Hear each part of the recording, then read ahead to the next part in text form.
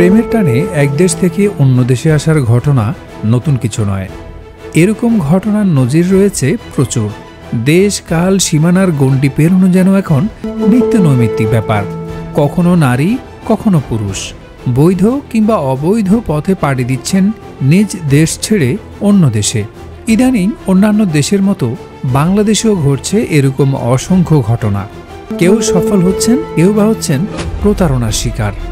সফলতার খবর যেমন প্রচার হচ্ছে হরহামেশা, তেমনি আবার প্রতারণার খবরও কম নয়। এবার সেরকমই এক ভারতীয় তরুণীর ঘটনা বেশ আলোচনার জন্ম দিয়েছে। কারণ প্রতারণার শিকার হওয়াই নয়, এই তরুণী অবৈধ অনুপ্রবেশের দায়ে জেল খেটেছেন দুটি বছর। কিন্তু যার জন্য এত কিছু, তার কোনো হদিস নেই। এমনই এক চাঞ্চল্যকর ঘটনা ঘটেছে বাংলাদেশের ঝিনাইদহে। তরুণীটির নাম প্রিয়াঙ্কা নস্কর। সে একজন ভারতীয়। বাংলাদেশের নারায়ণগঞ্জের এক যুবকের সাথে মোবাইল ফোনের মাধ্যমে তার পরিচয়, তারপর প্রেমের সম্পর্ক। 2022 সালের 3 অক্টোবর ভারত থেকে অবৈধভাবে সে ঝিনাইদহ জেলার মহেশপুর সীমান্ত দিয়ে দালালের সহযোগিতায় বাংলাদেশে অনুপ্রবেশ করে।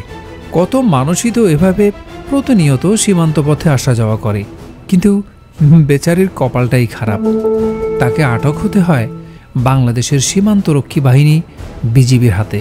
তখনও সে বুঝতে পারেনি কি ভুল সে করেছে, কি অপেক্ষা করছে তার জীবনে। অন্যদিকে এত কিছু হয়ে যাচ্ছে, খবর নেই তার মা বাবা কিংবা পরিবারের কারোর। খবর নেই সেই বিশ্বপ্রেমিকের, যার জন্য সে এত দূর পথ পাড়ি দিল। আটকের পর প্রিয়াঙ্কাকে ঝিনাইদহ জেলা আদালতে হাজির করা হলে অবৈধভাবে বাংলাদেশে অনুপ্রবেশের দায়ে আদালত তাকে 2 বছরের সাজা দেন। দুটি বছর তাকে থাকতে হবে কারাগারে। হায় রে প্রেম! এ কারণেই কি মাঝে মাঝে অনেককে বলতে শুনি, কিছু প্রেম শুধু কাছে টানে না, দূরেও ঠেলে দেয়। দীর্ঘ 2 বছর কারাভোগ শেষে 3 সেপ্টেম্বর মঙ্গলবার দর্শনা সীমান্ত চেকপোস্টের শূন্য রেখায় বিজিবি বিএসএফের একটি পতাকা বৈঠক অনুষ্ঠিত হয়।